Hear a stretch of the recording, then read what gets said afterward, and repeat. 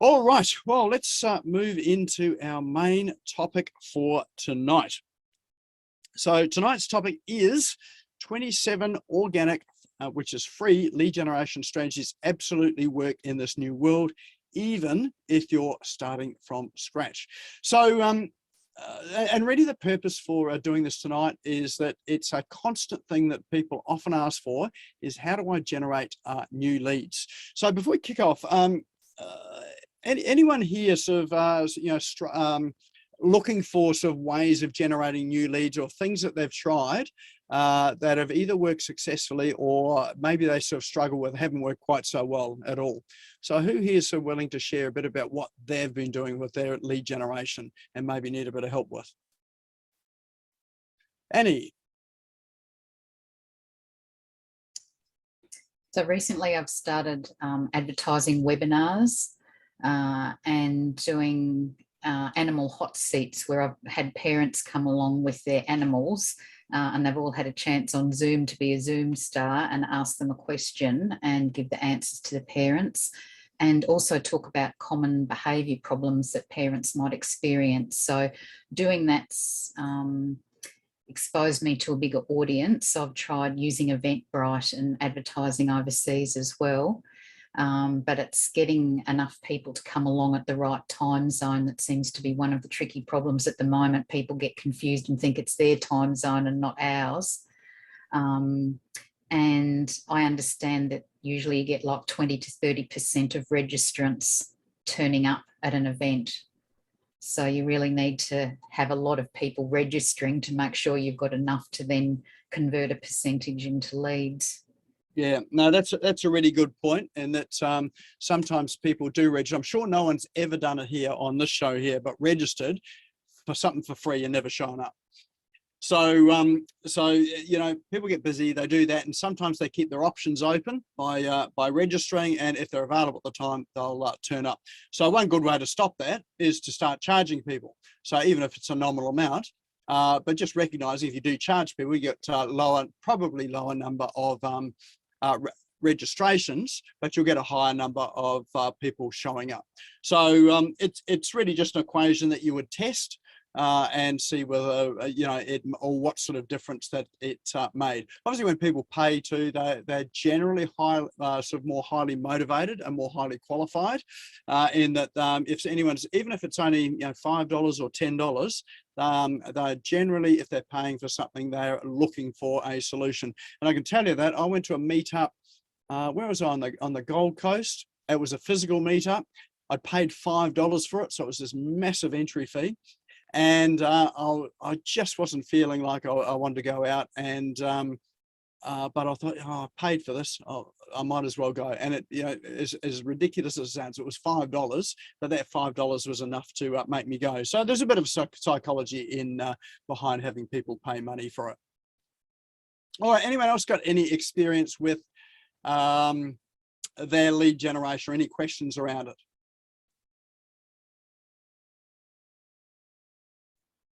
Nick, as you know, I do a lot of mine via LinkedIn, so my lead generation is via connecting.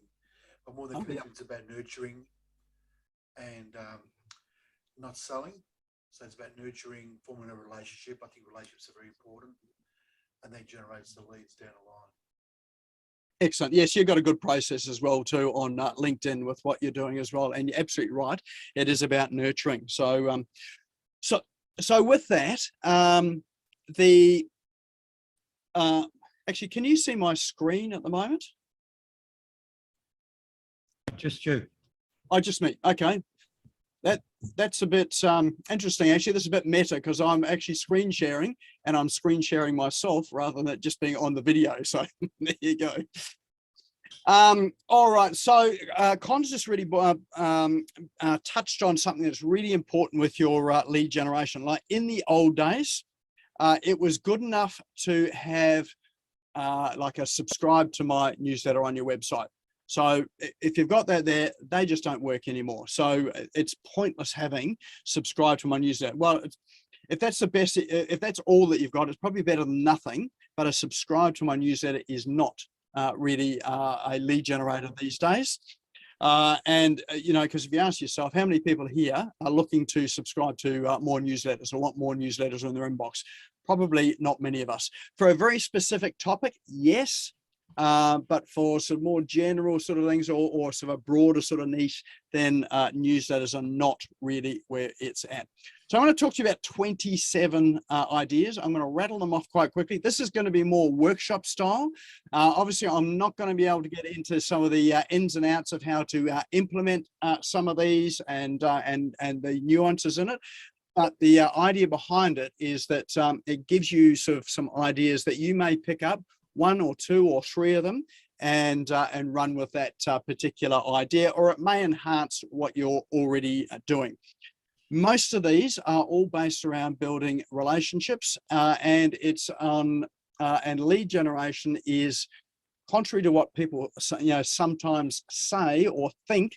It's not a short-term thing where you can just throw something out and generate leads, although you can do that. It is more of a long-term consistent strategy that you implement as part of your business process and part of your business plan, which you consistently run out over a period of time, well, over the entire sort of time of your business. And if there's one word that encapsulates it, it's about consistency. So lead generation is not about just doing something once and hoping for the best. It really is about consistency, doing something over and over again, and improving it and refining it. So let's have a look at this. All right, so the first one that I've got for you is and some of these are going to seem quite obvious, some of these are not. So first one's create a Facebook group. So so I've got a Facebook group. Anyone know the name of my Facebook group is? It is Business Owners Smashing It Online. So that's a Facebook group that I've got. Now, why is it, how is that a lead generating exercise? Well, Facebook groups require a bit of energy and effort. If you are the creator of a Facebook group, you're the face of the group, you're the moderator, and you need to be active in your group as well too. So, and really what you're doing is you're establishing a tribe of people who are interested in what you do and what you offer. And it's a way of people to be able to ask questions, to connect, and try and get a community going where they are able to so communicate with each other, ask questions and create posts as well too. One of the things with Facebook groups is that you do need to be careful they don't get hijacked. So it is important to have some rules around it as well in terms of what people can post and what's acceptable. You may or may not want people to be promoting their stuff in your group. It's your group.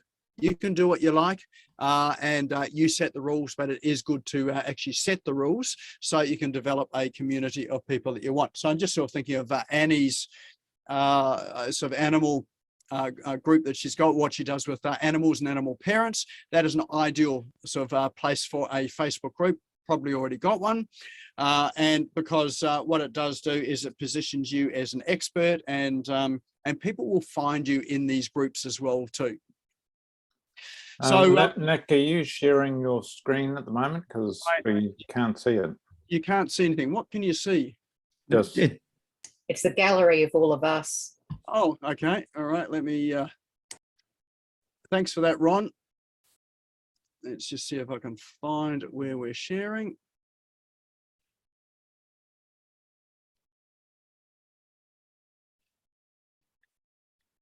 All right, my controls have just totally disappeared. Isn't that just lovely? All right, where have they gone? All right.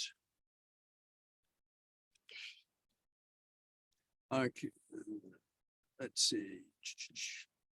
Here we are. Right, let's try this again. Okay, this one here. Okay, is that better? Can you see Facebook group? Thank you. Yes, that's much better. Thank you. Excellent, excellent. I'm glad you told me now, not at the end of the session. All right, so number one was Facebook groups. The second one are networking groups. So this is, and what I'm talking about here is not an online strategy, this is an offline strategy. So there are plenty of networking groups out there from things like BNI, BX, Um, and there are a ton of people that actually run some networking groups. They are great people, great places for your lead generation, and possibly not the way that you expect. So often when people go to networking groups, I don't know what your experience is, but often I get business cards thrust into my hand, and there's this great sort of business card swap. Very little value, very little getting to know each other, but there is a business card swap. But if you position yourself well in a networking group, you ask questions, find out what other people do, what they're interested in, and what their challenges are in business. If you have some conversations like that, and then sort of talking about briefly about sort of how you are able to or how you work with people on some of those challenges without getting into specifics at a networking group, then often you can take people out of that networking environment and have a chat with them sort of on Zoom or on a coffee catch up afterwards, because you've tweaked and piqued their interest in terms of what you do, but probably more importantly that you're able to solve an issue or a challenge that they've got in business. So networking groups, it has been difficult over the past couple of years to get out and do some of those, but things are, I think, at a place now where there are plenty of them that have opened up and are out there, and there are people that are just itching and dying to get out there because they've spent enough time behind screens and Zoom to that they actually want to go out and meet real people. So using networking strategically as a way to generate leads in a non-salesy way, where you're really sort of building connections and relationships, that is a fabulous way of helping that. Now, the other thing too is if you are in networking groups, the other thing too is to, if possible, to step up into a role of leadership or assisting or helping or running it, which will take a bit more time. But what it does do is it positions you as the expert in the group or the go-to person in the group. So people will get to know you, sort of a lot more quickly than if you are just someone that's sitting in the audience or just a standard networker. So if you ever get the opportunity to volunteer or to take a role in a networking group, definitely take the role. Certainly my experience has been that it will position you as an expert in it, and you'll start to get sort of referrals, and it will generate leads on it, almost on its own, almost on autopilot. Anyone here is a member of any networking groups? So, yep, there's a few of us here. Yep. So again, that can be both online and offline. One of the networking groups that I'm a member of are launching over in the US. So I do spend, even though I can't, well, I'm not physically traveling over there, they've got an online version. So I do jump onto the online ones, and that's given me podcast opportunities overseas and introduced me to people over there that I've subsequently done business with. So it's been great for business as well too. Which leads me on to the next one, podcasts. Who here's got a podcast? Just gives you a hands up if you have a podcast. Okay, so some of us got a podcast. Who here doesn't have a podcast but is featured on other people's podcasts? Okay, and who here's got a podcast and is also featured on other people's podcasts as well? Yeah, sweet. Okay, so podcasts are a really easy lead generation tool, but they're a very good one as well too, and there's a number of reasons for that. If it's probably the easiest one is someone else's podcast. If you've got your own podcast, then you are positioning yourself as an expert on the podcast platforms, and there are quite a number. So you've got iTunes, Spotify, Stitcher. There's a heap of them out there. So the good thing about podcasts is that they have longevity. So that sort of thing there, people will come and subscribe to them. They'll discover you, they'll subscribe to you. And, because you've got sort of episodes coming up on a regular basis, and you want to have a number of episodes there, and you want to be consistent and regular on it. So podcasts don't work if you're inconsistent. So you do need to set a schedule, and you do need to be publishing on a regular basis. So whether that be, daily, like John Lee Dumas, or weekly, or monthly. I think sort of any longer than monthly is probably too long, but sort of having weekly or 2 weekly is probably around about a good sweet spot there. So you've got new content going up regularly.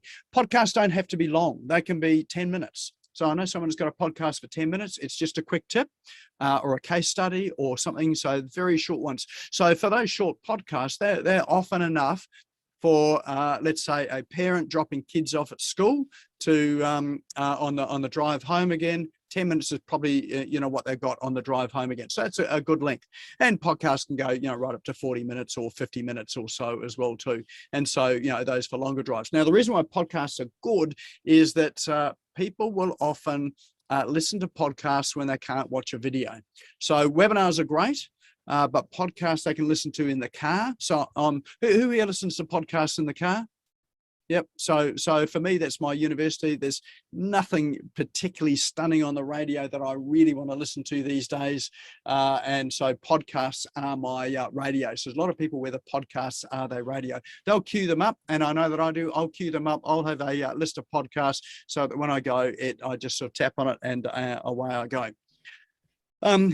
And so, so being on the platform too is that they will continue to grow. So even though you published your, let's say, an episode of your podcast last year, it'll still be there next year. And so people will discover it next year, and often, so well into the future as well.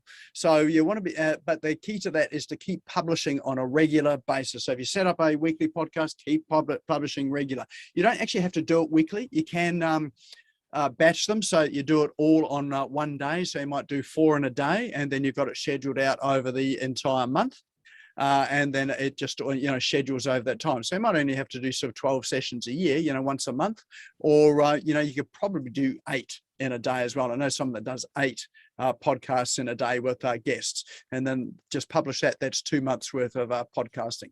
So it doesn't have to take up a lot of sort of time over a prolonged period of time if you batch it like that. My favorite thing is jumping onto other people's podcasts. And what's good about that is that one, you get an endorsement from them implicitly. They mightn't sort of explicitly endorse what you're doing, but the fact that you're appearing on their podcast means that they're endorsing you implicitly to their audience. Otherwise, you wouldn't be there. They wouldn't have anyone there that was an idiot or that they didn't like or they didn't think resonated with their audience or what they're looking for. And so for that there, you get exposed to a whole new audience that you may not have access to right now.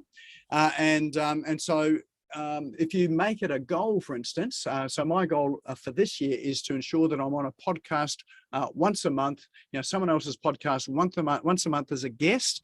And so I get in front of new audiences, once a month. And being in front of that new audience, again, being podcast and being that they do have longevity means that the episodes are still going to stick around for, the next 12 months or 24 months and longer. And so you will, people will still be listening to you. So you'll often get leads coming out of that months after when you are on that show. Some people sort of get a little bit nervous about the podcast, but look, it's really just a conversation. It's not a difficult thing, and a lot of the podcast hosts are really good. They'll ask questions and they'll take you through a conversation. And once you've done your first one, you'll be itching to get your second one and your third one and your fourth one in. But that one there would be one of my favorite lead generation tools, and it does generate leads. So as you can see, it does take work. You've got to take an hour out of your day or sort of 20 minutes out of your day to do it. Maybe do a bit of preparation. The key thing with your podcast too is always have some form of call to action at the end of it. So you'll be checking with the podcast host what that call to action is. It might be simply your social media profile where your call to action is. It could be your website, or it could be that you have some lead magnet or special offer there that you're able to give to people to download in exchange for their email address. So that's a preferable one, and that works really well if you're talking about a particular topic and then you've got a checklist or some document that supports what you're talking about that people can go and download. And so they'll pop their email address, and that's how you can build up your email addresses into your CRM. Which, by the way, if you don't have a CRM, Anyone guilty of not having a CRM? Hopefully everybody has got one. That is your most essential element in business, is your CRM. And that's where you collect email addresses and all of your leads as well. I'm going to talk to you about a strategy shortly too, where this is a strategy that guaranteed me every time I did this, it got me $20,000 to $30,000 worth of business every time, guaranteed. And that was because I had a CRM. I just on podcasts as well. If you have a look at the podcast platforms, you can find ones that really are in your topic area. That there's a bit of an etiquette around it too. So don't just approach a podcaster and just ask to be on their podcast. It pays to have a listen to the podcast just to sort of see what it's about and to see whether you are a fit for that and whether it's a fit for your business. It's a waste of time going to a podcast that's not a fit for you. And also subscribe to it. And, if they do have their podcasts on their website, then go to the website and have a look at it. And if you can make some meaningful comments sort of on the way through, then do that as well. That's all part of the podcast host getting to know you. Podcast hosts and anyone on a website reads comments, and they read sort of emails if you send them to them, about the topic that they've either posted on or that they've recorded. So do take the time to do that, and that'll get you into that. Next one is a quiz funnel. So what is a quiz funnel? A quiz funnel is something like as simple as join our let's say like our page. If you like our page, you can get a point. Go and watch a video on YouTube, that may give you another point. So that's one style of quiz funnel where you're accumulating points in order to win a prize. So you've probably seen it in product launches. So some product launches have had things like iPads, they've been giving away iPads. Or they've been giving away a version of their product, and what you've got to do is enter. There are a number of ways to enter. So some of those ways are to like a Facebook post or watch a video or sort of follow them on a YouTube channel or sort of connect with them on LinkedIn. So there are a number of ones there. So what you're doing is you're building your list there on your social media platforms. And one of the questions generally always is to subscribe to the newsletter, which is an acceptable place to have a newsletter subscription and a quiz funnel. They give their email address, and you've got their email address into your CRM. So quiz funnels are often quite good ways of getting interaction, particularly if you've got a good prize in there as well. So with the prizes, sometimes people tend to offer their product or service that may not be what people want. So have a think about what people really want for a prize and offer that. One of the prizes that we offered was this is back in New Zealand. This is a trip to the Gold Coast. So that was our quiz that quiz funnel that we had for the year. In New Zealand in wintertime, people want to get out and they want to go where it's sunny. So a trip to the Gold Coast for all expenses trip was definitely a good prize. And look, it wasn't terribly expensive as well. It was airfares and accommodation for a week. I think it probably back then cost us a couple of grand all up. So it wasn't a particularly expensive thing, but it did get us every time we ran that we would get around about 5,000 leads in off it. So it was well worth doing that. So that one is not entirely free, although it could be free depending on your prize. I know that a client of ours had gone to their supplier, their product supplier. They had physical products, a bike, and they got a bike off them to offer as a quiz funnel. The deal with that was that people subscribed on the site, they get the opportunity to win a bike. These are all mad keen cyclists, and it was a cycling gear site. Also the supplier would also get all of the names that went into the quiz as well, because they're supplying the prize. So that was a collaborative venture between the person that had the website and had an e-commerce store and one of the suppliers who was able to put up the prize, and it was a fairly good prize. So he did quite well out of that quiz funnel as well, because the prize itself was quite a good one. He didn't have to pay for the prize. The price really was that the bike store got the all of the leads as well too. All right, Substack newsletter. So Substack, who here has heard of Substack? No? Substack, let me see if I can just open it up. This is a very underutilized, untapped resource that is well worth knowing about. So let me just share my screen again, and I'll bring that up.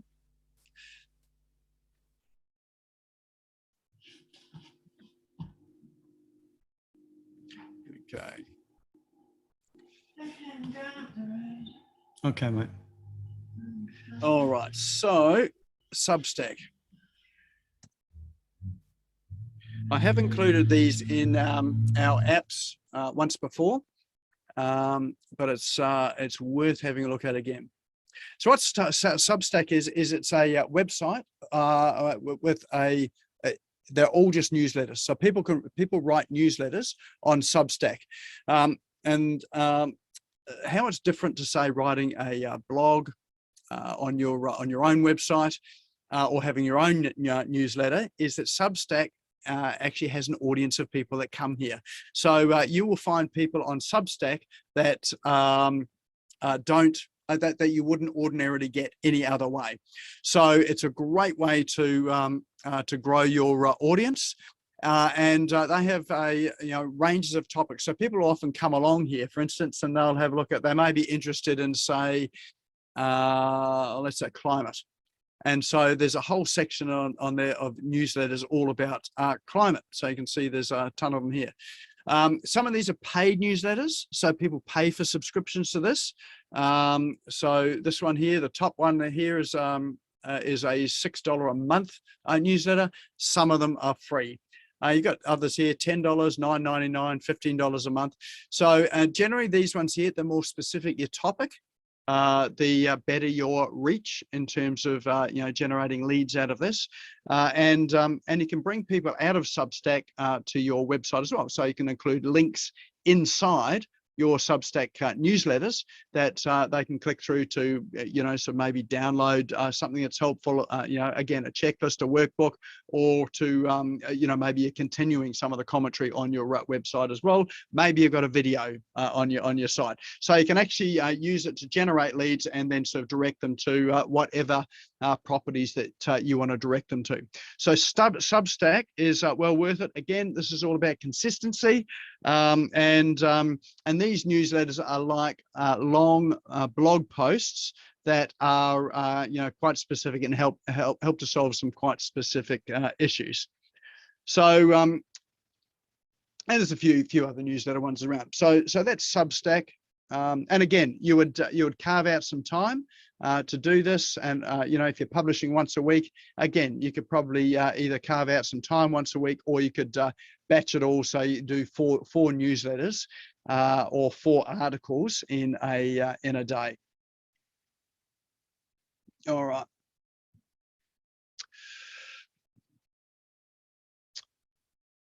So that's Substack newsletter. Can you see the list again that I've got with the, you can't? Are you still seeing my, okay, all right. Let me get out of that again. It's got some great technology here, but it just doesn't want to play ball well enough today. All right.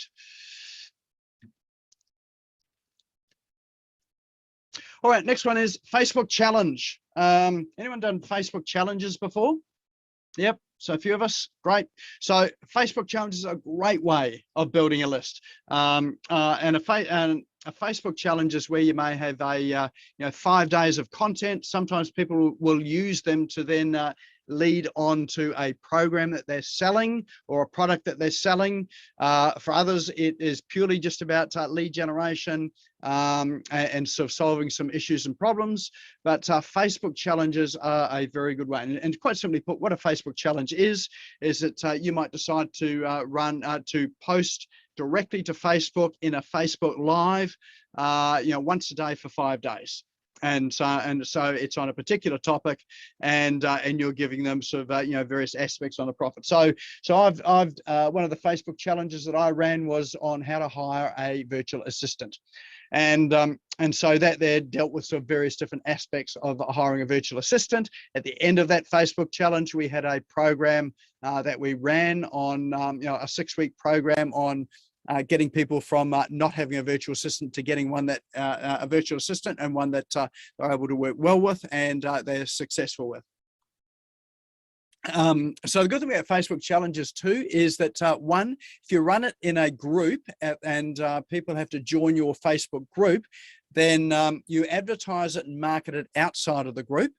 And you'll find that you'll get more and more people coming to join your group. So you start to build up the number of people that are joining your Facebook group.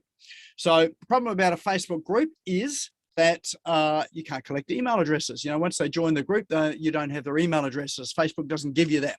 So in order to get around that, then you would ask a question. One of the qualification questions before people join the group, that they, if they'd like to have access to the Facebook challenge, or a document that they give you their email address so you can send them out the itinerary or the schedule or whatever it is that you want to give them. So if you ask for an email address, then you can, you've still got to manually grab that and put it into your CRM. Or there are a few tools out there, Chrome extensions, that you can use to capture those automatically, and it loads it into your CRM. So one of those tools that I use is one called Group Leads. So if you have a look for a Chrome extension called Group Leads, it is a paid extension. It I think it's about, well, it's less than $100 a year, but it will automatically accept people into your Facebook group and collect their email address, shoot it through to your CRM. As long as they've answered all the questions. If they haven't answered them, it won't let them in. You can schedule to send an email out, or a messenger out, direct message out, to say, look, you need to answer the questions for us to let you in, and give them the link again. And you'll find some will, some won't. But generally, the idea of lead generations is that you do want an email address, so you've got a way of being able to communicate with them outside of the Facebook environment. So Facebook challenges, they're good for your lead generation. Direct message conversation. Now I'd have to say that probably someone like Con, who is on here today, is a master of this here, certainly a lot more than I am, and uses that for LinkedIn. Are you happy to just open up your mic there, Con, and just tell us how you do the direct message conversations? Well, it's a bit like you said there before, Nick. It's about looking at someone's profile and seeing what they do, finding something in common, finding whether they've been old school tie, whether it's someone they know. So you might, and maybe even you've read one of their posts, and it's about just saying, hi, just saw one of your posts, really enjoyed what you wrote, I really like that type of content. I'm also moving into this space or looking to learn more. I love to connect. And that's all you're doing. You're not looking to sell. You just want to connect, you want to join, you want to be part of their network and just learn from them. And as then you talk about nurturing, you continue to nurture that relationship with various other interactions via direct messaging, and eventually move it on to an offline conversation. Excellent. Sorry to put you on the spot, but thanks for that anyway. Does that help? Yeah, that's great. And I think sort of I'd be right in sort of also saying too, Con, that those direct messages also help if you're regularly posting on your social media platform. So if yours is obviously LinkedIn. I preface it by saying, if you're looking to connect with someone, comment and interact with their posts for about a week before you send the connection request, so they see you. You're visible. So when the connection request does come in that format, they'll remember you and say, "Yep, I remember this person. They wrote, or they liked, or they commented on my post." So you get that familiarity. And what's the quality of connections you normally get? In what respect, so Nick? You want in how many conversions? Yeah, or the quality. Yeah, quality and conversions. Yeah, look, very high because I target what I want to target. So I use a lot of search criteria linked to target. And then when I target, I use this nurturing process. So, yeah, I'll probably, because I personalize every invitation request, every connection request, I'll probably get 100% connection request. I don't just send the connection with no message. Every invitation that comes from me for LinkedIn is personalized. Even I say, hey, I saw your Nick Smash Go session. I love what you talked about. Can we connect? So it's got to be something relevant. Yeah, perfect, perfect.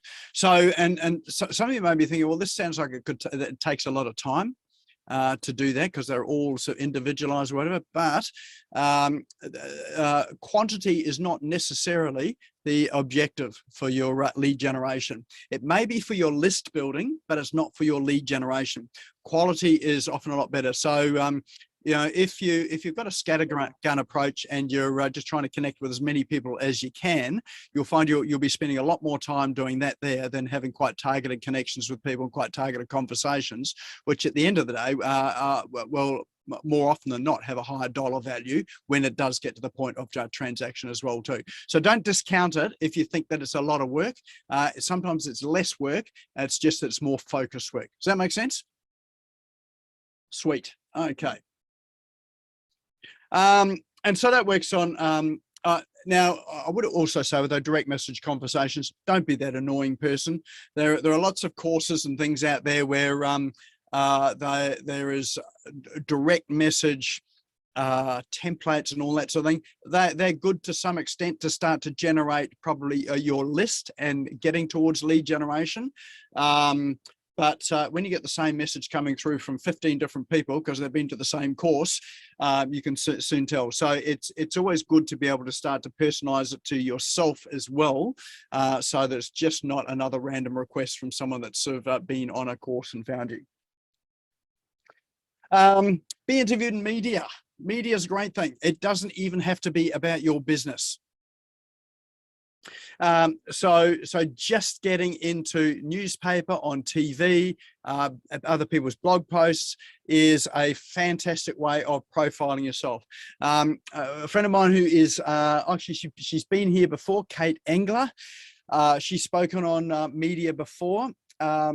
She'll often tell you that you don't need to pitch your business. So it's not your business that people media are often looking for. They're looking for an interesting angle. So, so what was one that I had a look at? I got interviewed for a school. I had a bit of a dust up with our kids' school quite a while back, and they were looking for stories on people that have had a dust up with school.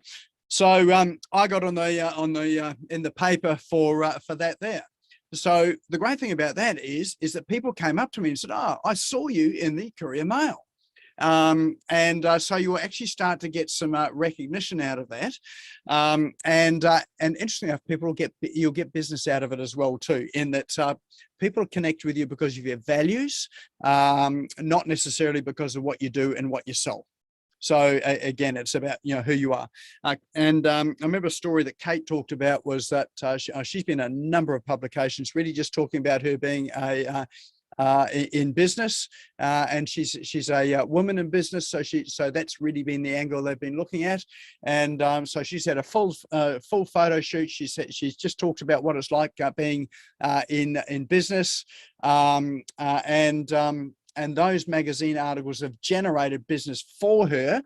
She runs a publicity course. They've generated business for her, people coming to register for her publicity course. So so some of the best probably the best place to try and find media to be interviewed in is SourceBottle. So sourcebottle.com.au, I think it is. But if you just search for SourceBottle, that's where journalists go to call out for people that I want to interview. And if you join up to it, you'll get an email in the morning, you get an email in the afternoon.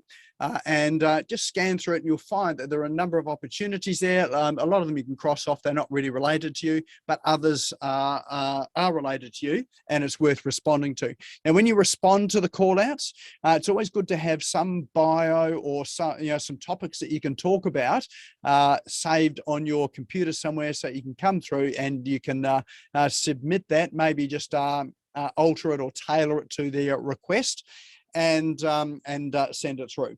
And so even think about things maybe it's where you live. Maybe they're looking for where you live. Maybe they're there was a story the other day, someone looking for people that have been in have had their houses flooded. So, if you had your house flooded, it doesn't necessarily relate to your business, but they're looking to interview you on that. It doesn't matter what it is, that there's good enough, because, you'll probably talk about what you do in your business anyway, and people will find out a bit more about that anyway. So any opportunity you can get to be interviewed in media is a good opportunity. I have been interviewed or I've been on TV having mashed potato thrown at me when I was busking at in a square or a city square. So it was just unusual. It was different, and we got on media. There's on the Gold Coast. There was a pizza delivery place, and it's a soul pizza place that's competing against Domino's and some of those bigger outfits. He was delivering pizzas on a canal on a hoverboard. So this is one of those sort of surfboards that comes up out of the water, and so it was just quicker to deliver them across the canals on this board. So he got in there. In fact, he got over to the UK with that as well too. So you've got a quirky hobby as well, then that can help as well too.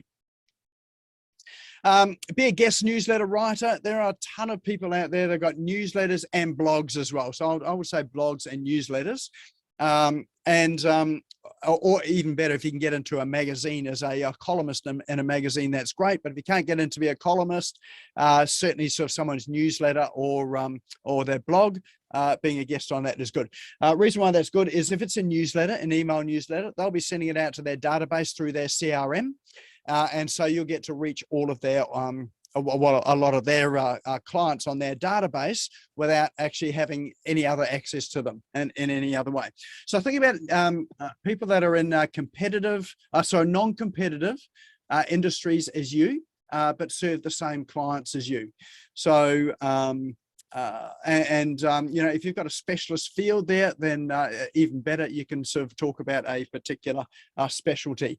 I write on I can write in business magazines. I just happen to write about digital marketing and in the digital space. So but who's my audience? My audience are people that are in business. So look for opportunities to be able to write for someone else. Contest giveaway. Oh, that was a little bit like that's a bit like the quiz funnel I was talking about before. Actually, the contest giveaway is more like sort of giving away a prize. A quiz funnel can be something like a personality test. So you can have something on your website or on Facebook, which is like, what's my favorite coffee? I drink a lot of coffee. So what's your coffee personality? And so you might have 4 different questions there of someone's coffee personality, and at the end of it, they, in order to get their personality type, they've got to give their email address, and that generates leads. There was a really good one that we had, probably about 2 or 3 weeks ago, which was your superhero. What is your superhero avatar? And that was just a series of questions. It was a bit like a personality profile, and it was just a curious, interesting thing where people answer the questions. And they have to give their email address at the end of it to get their superhero profile. So again, it's a bit more interesting than just subscribing to a newsletter, and it is something that people will often share on social media too. So if you set it up in such a way that they can share it on social media and then encourage other people to come and find out, their superhero trait or coffee personality, or what animal am I? If I came back in another life, what animal would I be? Those sort of things there are a great way, because it's like a game, and people enjoy playing games on particularly on social media. PDF lead magnet, probably don't need to go into that too much. They still work. So if you've got a some sort of PDF document, whether it be a checklist, it could be a workbook, it could be a process, it could be a framework, a system, answers to people's most pressing challenge or problem, they go a long way. Now, one secret with your lead magnets as well too is to make your lead magnets very relevant to issues and questions and problems that people have. Now, I'm just going to show you a quick way to do that, to discover where people's issues and problems are. So my favorite research tool is Facebook. Now, I'm just going to give you a quick snapshot of something that I ran a workshop on or about a month or so back again. So let's go and find a Facebook group.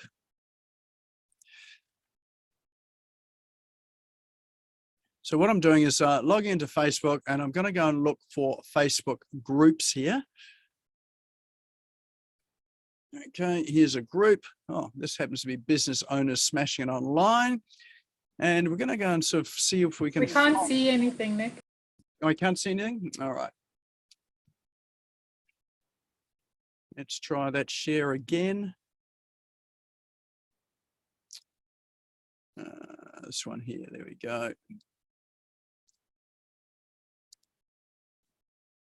All right, hopefully you can see that now. Just give me a thumbs up, you can see that. No? Yeah. Okay, okay, great, thank you. So here's a Facebook group, and in Facebook groups, there is a search icon in the middle of the screen here. And if you click on that search icon, you can start to search questions that people are asking. So one of my favorite ones is just to search on, say, how. And what that will do is it'll bring up a list of posts there where people have that word how in it. So what we're doing is we're looking for questions. Okay, that's just popped up. That one's probably not such a good one at the moment because not too many so asking there. I'm going to search for another group here that I know has got lots of questions in it. So this is a business group. This group is very active. It is a very active group. Yep. Very active. So it's a good place to come and do some research in the business area. Here we go. There's 33,000 members in this group. And if we hit search, and we'll just search on the word how.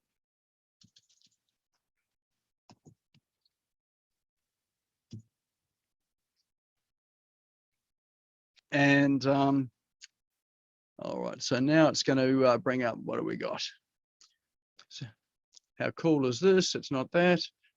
So what we're actually looking, here we go, how to check if your site's been indexed by search engines. Does anyone, this is a salesy post. Does anyone want to learn how to rank their website in Google? So we don't want that. How do you use smart lights around home? Okay, how do I get the message across about amazing and wonderful and unique and detailed and fabulous our product is? That is a question. The picture gets lost in the feed. So someone's asking a question here. So what you'll find is throughout something like this, there are lots and lots and lots of questions. So one of the things that I do in terms of research is to go through here, just collate some of the questions that are in an area that I can answer. Then I'll create a lead magnet answering these questions here. So I may or may not come back to this group and offer that in there, but I may come and offer that on Facebook or on social media and my website. but because you know, this is just a small segment of people asking the same questions, but that's a really good way of you know, sort of being quite specific about answering questions that people are actually asking. Now, when you do that, it means that the lead magnet that you've got is highly topical, and it's more likely to be downloaded because it's answering questions that people are asking in these forums here. So so use Facebook as a place to sort of find out what people are asking and the sort of questions that they're after. So I've got a whole program that talks about how to do all that in a process. I know some of you have been through that, but it's a really good way, and you can get people to the point where they're paying you within 5 days to get that sort of information. So that's quite a quick lead generation exercise, and it's really one that's used to validate your business idea so that you know it's going to work. If no one's going to buy it, no one's going to download it, it's obviously not a great angle, but if they do, then you know that you're on to a winner. All right.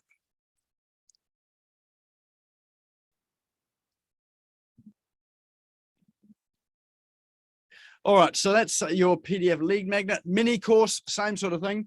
I'll tell you a story about Bunnings.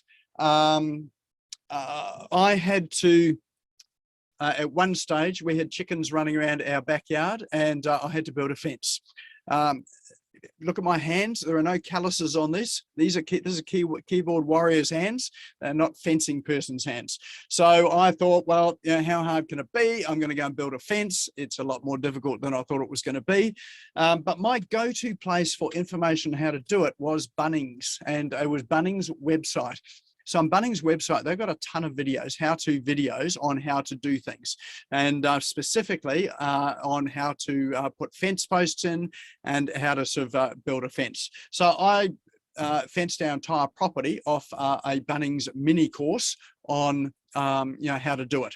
So so think about the topics that people want to do themselves, that you could create a mini course out of, that you could give away for free, or you could sell it as well. But you know, if you give it away as a lead generator, so, and it might be a micro topic in what you've done. So for instance, here today I asked Con about how to do a direct message you know, marketing of sort of, you know, in LinkedIn. That there could be a mini course. It could be, you know, how do you do that? So you could very easily create a mini course around that. So someone that really wanted to get more engagement out of LinkedIn and wanted to use it as a lead generation platform, you've given them something to do. So now obviously they give you their email address to sign up to the mini course, but you've given them something of incredible value that they can walk away and do something with. And you've also positioned yourself as authority in that area. So if they want to ask more questions about it, then you're the person they're going to go to because you've already told them about it.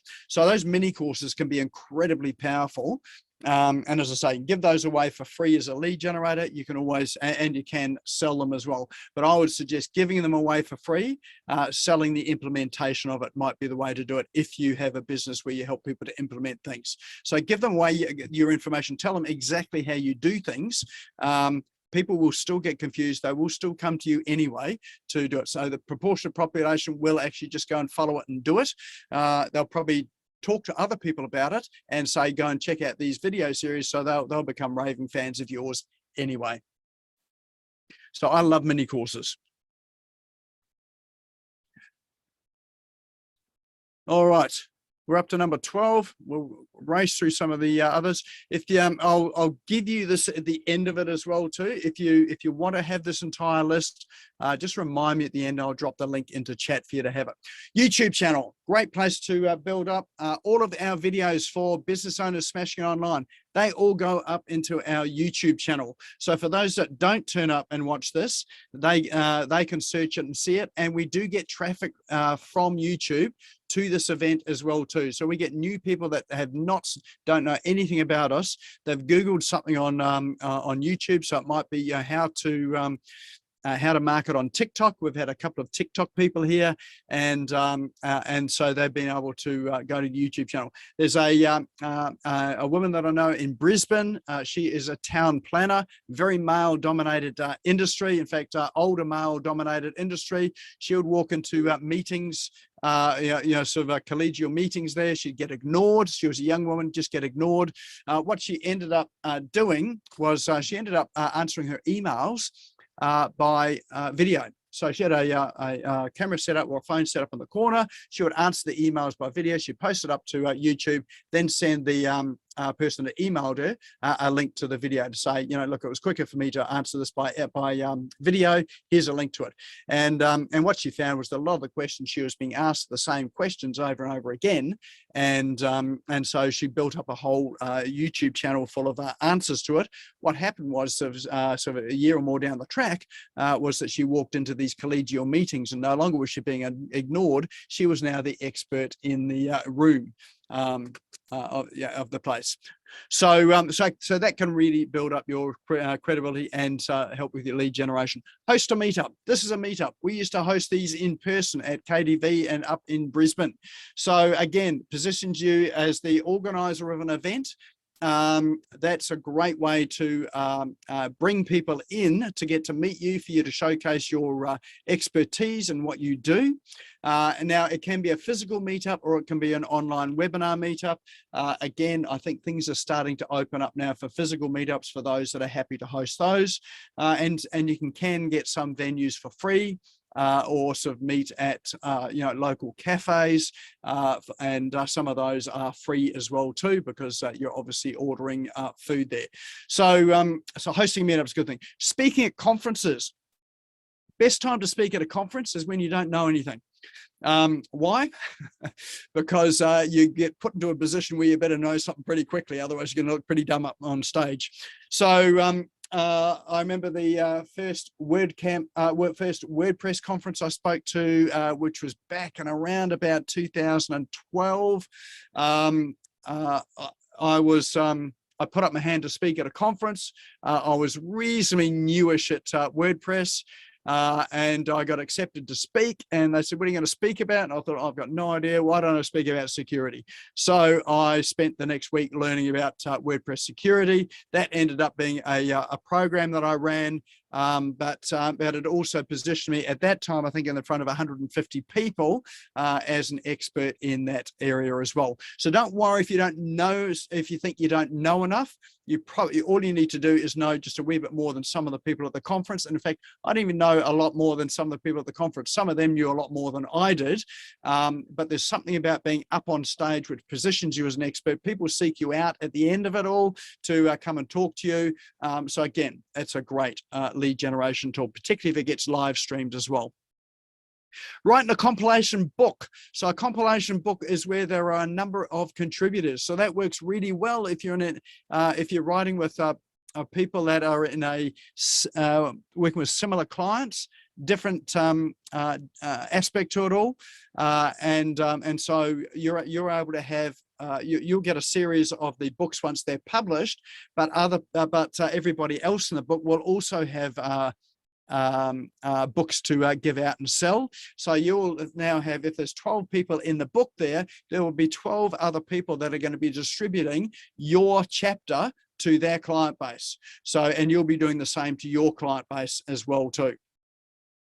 Blogging, that is a really old, tried and true strategy, particularly if you're blogging with SEO in mind, which means doing exactly what we did to those lead magnets is going to something like Facebook or answerthepublic.com and finding out what questions people are actually asking and then answering those as blog posts or as articles. And so if you do that, and if you really spend the time doing the research, particularly using Google and Answer the Public, you'll find that your articles, it won't take too long to get you up onto page 1 in Google search, because you're writing about some quite specific things. Answer questions in other people's social media groups. This is a fantastic strategy. I can't tell you the amount of business I've got out of doing just this here.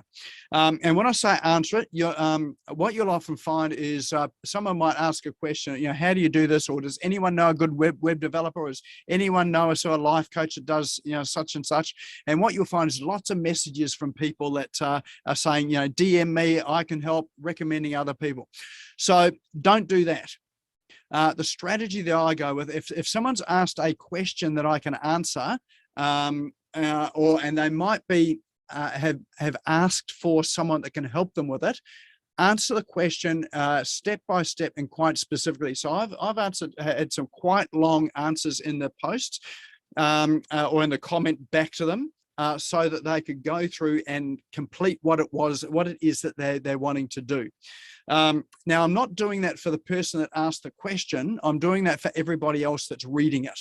So you'll find there are other people in there that have got the same issue, problem, question, or whatever. And what you've done is you've demonstrated your credibility, one that you know what you're doing. You've given the entire answer. You will get people that will come back to you and say, hey, look, love the answer. You know what you sound like you know what you're doing.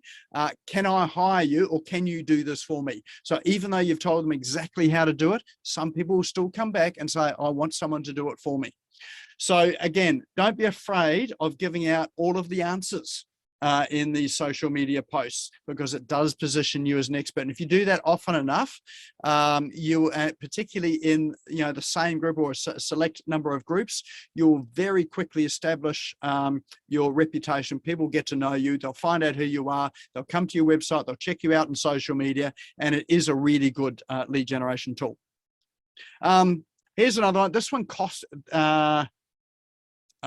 can cost a bit of money. This one here is enroll in events that your audience is also in. So I'm always looking for courses and events that I can enroll in to better my skills and to learn, so further, about the digital space. What I find is that like there's a program that I enrolled with. It cost me $15,000. It was a 12-month program. But and it was all on social media and using Facebook and Meetup. But inside that, where it was everybody else was learning about this as well too, they all had tech challenges.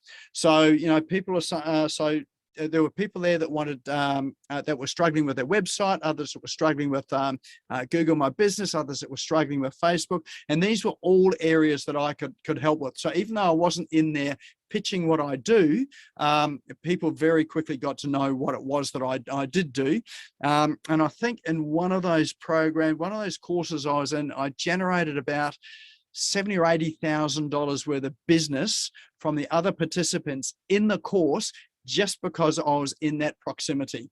And so I became the person that they used to ask questions of, how do I do this? And I was freely able to give out give out the information.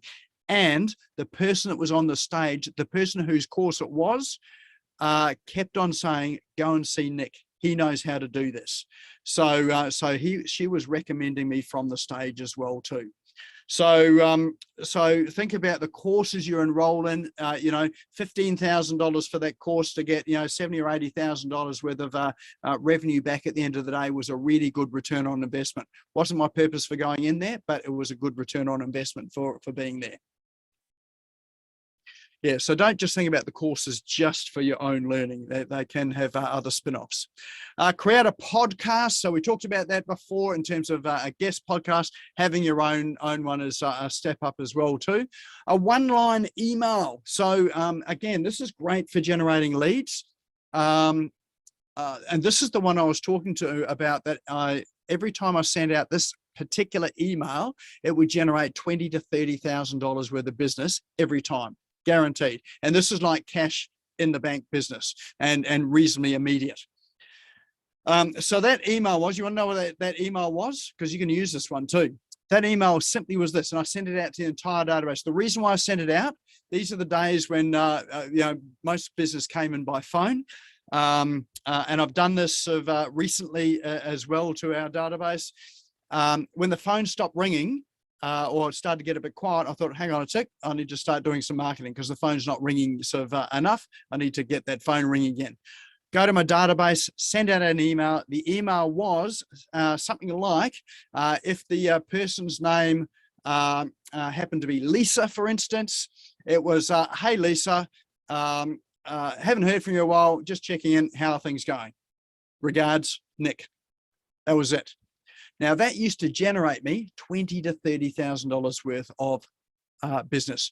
Why is that, do you think? Anyone got any clues as to why that might be? Yeah, Monica. Because it's the emotion. You're hitting the emotion, the personal touch, and you sound genuinely concerned and you care. So you're touching base from that end. Yep. That's exactly what it is too. It's like when people do business with you, it's not that they just want to buy something; they want a relationship often as well too.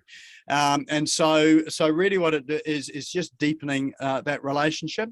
There was no sales pitch in it. It was nothing like that. And what used to happen was I get a heap of responses back from people that were really pleased to hear from me because they've been to a webinar, seminar, they're clients, they weren't clients, you know, we'd had some connection in the past. And it was like, hey, look, yeah, no, all good here, thanks. Appreciate your email, all that sort of thing. So you get those sort of responses.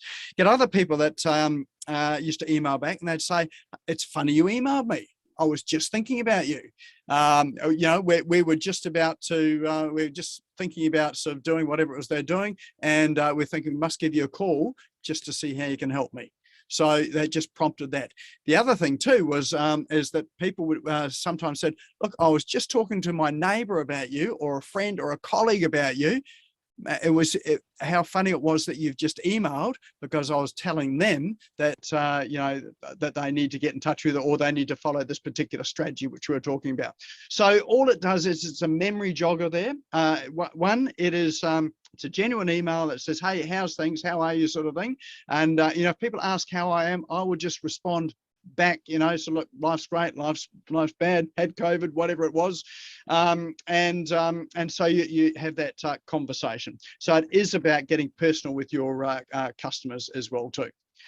So, and you'll often see some people use the those one-line emails often in a more businessy context. What is it? One of the famous ones is, are you still looking to, say, build a website, you know, for a web developer?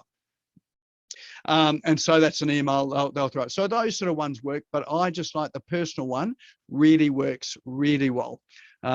So that's a good lead generator. All right.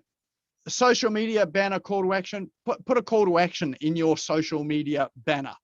You know, it's the most seen thing when people arrive on your profile. Collaborate with non-competing businesses. So what you can do there is some of my non-competing businesses are business coaches. Some of the business coaches don't deal in the digital realm, so I will give. So I've given them a $500 voucher for a digital marketing strategy session, which they can give to their clients.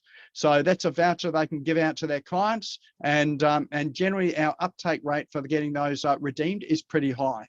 And you can do the same with them as well too. So give out a voucher to some of your good clients for someone that needs their services. So that's a sort of where you're cross-pollinating you. So you're not getting access to their database directly, but you're getting access to it by you know, them giving a gift. Ask for referrals. How many people actively ask for referrals here? Okay, so a couple of us. Excellent. If you don't ask, you don't get. And it's amazing. If you ask for referrals, people will give you referrals. When's the best time to ask for referrals? Straight after you completed a job. Straight after you completed a job, absolutely. So as soon as you've done it, ask for the referral then. Don't wait for delivery, anything like that. Just ask for referrals, you know, at the time when they've had had the best experience, or you know, you've just had that conversation. Affiliate program. Set up an affiliate program for your products and services. If you've got a service-based program, then you can afford to give away generally up to about 30% depending on what the fee, what you're charging, because you're probably going to be spending that in marketing anyway. If you've got costs and whatever associated with it or more product based, then it might be around about a 10%. Loyalty rewards, Kogan, Flybys, Amazon, all got loyalty reward programs. Actually having a paid loyalty reward program is better than a free one sometimes, in that Amazon Prime, for instance, what does that cost? About $70 a year, I think it is. And I'm a member because I like to sort of watch, that's where I get my TV shows from, and I read books from as well. But my first port of call when I'm buying something, I'm embarrassed to say sometimes it is Amazon, because I get free shipping with Amazon Prime. So think about how a loyalty program might be able to work for you. And the last one seems like a, how does this work? But volunteer at a charity. So charities are, always looking for volunteers, whether that's staffing a sausage stand at Bunnings, or whether it's, sort of doing something more sort of significant at a charity. Volunteer there. Why? How does it help with your lead generation? Well, you get to talk to the people that are also volunteering there, all the other members there. You're not pitching or selling to them, but they get to know who you are. And just that process of getting to know who you are and what you do, business comes out of that there. So I'm a big supporter of so volunteering for charities. One, for the sake of the charity, because they're good charities, but two, it's great for business as well too, and that's why big business will often do it as well too. So there we have it. They are 27 ideas for generating leads. Any comments, questions, observations? A lot of great ideas there, Nick. I suppose the only challenge I've come across, and maybe others too, for example, guest writing or getting yourself on a guest for something like that, is getting yourself noticed and putting yourself in front of them. So they want to check out, so they'll say to you, okay, you want to be a guest writer, show us your blog. Yep. If you haven't blogged before, you can do it because you've written before, but you've got to show, so you've got to start blogging and you can say, yeah, I've done it before. So I like most of them. They're all great. It's a matter of getting your foot in that door to get that guest blog or that guest podcast or something similar. Yeah. And that really comes down to it's a bit like making money. Lots of get-rich quick schemes out there, but there's not a lot of get-rich quick schemes that have got longevity about them. So you get rich quick and you lose it quick. But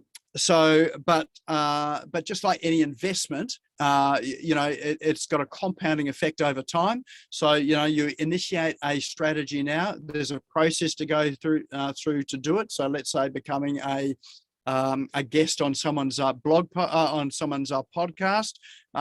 There's a process to follow to go through it, and then once you do that and you keep doing that on a consistent basis, then you build on that. You get credibility and you become noticed. So you start to lift your profile, and then you can sort of work on another lead generation strategy, which might be contributing to someone's newsletter, for instance. And it might be the same newsletter. You might find some podcasters also have newsletters, so you get to contribute to them as a blogger and podcaster, as a newsletter contributor as well too. So I think one of the things that people that I get from people is that they're after the quick fix. There is no quick fix when it comes to lead generation. You start from somewhere, you can put the time in, you consistently keep building it, and it's part of your business process. It's not something you just bolt on because you need to generate leads. It's part of an integral part of your business process. Does that make sense?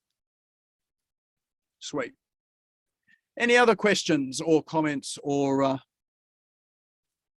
observations before we finish up for tonight? Irene. Yes, thank you, Nick. It was great, the presentation. I just have a question regarding the, let's remember, 15, speak at the conference. Yes. Do you mean in person or virtual conference? Because of the COVID, that I didn't see many events going on, like big events in hotels like that. So how do you approach people to be, speaking at that conference? How?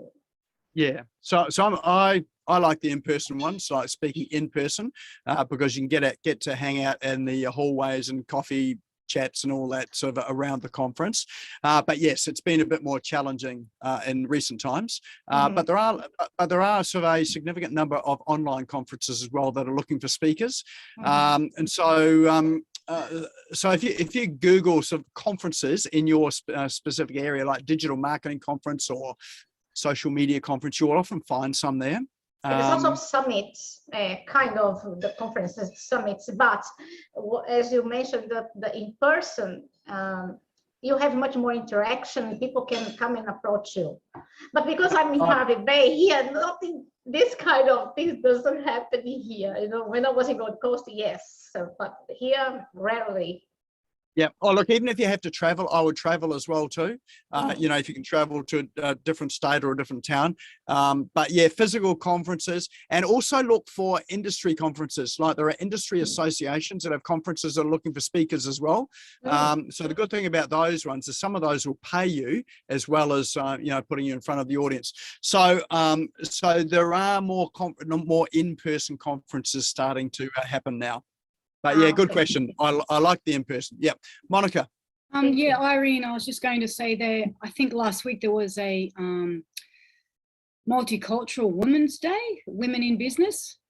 And that was for women of all different cultures to come forward and talk about what they do. That's a regular thing. I think that's a yearly thing. And there's also International Women's Day. There's another thing, Mother's Day events. So any events that are coming up, check your calendar and think, how can I relate to that event? Yes. Okay. Thank you. Yeah. No, there's lots of them. It's just really, so once you start Googling them and find them, then you see lots of them coming out. So yeah. All right. Any other final questions? No, thank you. It's been fantastic. Excellent. All right. Well, I have dropped the link to the 27 ideas into chat. This here is just really to get your juices going, to get some ideas going. You need to have a strategy in behind all this as well too. So pick one or two, build it into your business process. Think about a strategy that you can implement with it as well, and run it through consistently over a period of months. That's where you're going to get the payoff. You won't get the payoff if you just go onto one person's podcast or you just try something once. It's about sort of building that consistency in it. So if you do want a hand with strategy, your strategy, to implement some of this, just reach out. Happy to have a chat and help you with that. But otherwise, if you've got any questions about it, just drop your questions into Business Owners Smashing It Online, or drop me an email or a message. Happy to answer that as well too. But otherwise, I look forward to seeing some of your lead generating activities coming up. If you would like to watch this, Nik, are you okay for us to share this link that you've sent us with our socials? Yeah, absolutely. If you want to share it out to others, that's good as gold too. Thanks, Con. No, mate. Yep, thanks. And this replay here will be up on the Smash Go YouTube channel tomorrow afternoon as well too. So I'll drop the link into chat for that. It's in chat right now. Best thing to do is to subscribe to the channel, hit the bell, and then you'll get a notification as soon as it is uploaded. But apart from that, that's our session for today. Thanks everyone for coming along. I hope you got some value out of that today, and hopefully you implement at least one of those ideas. Ideas are no good unless you implement it. So let's just pick off one and implement that. Okay, thanks very much. All right, well, have a good evening, and we'll see you next time.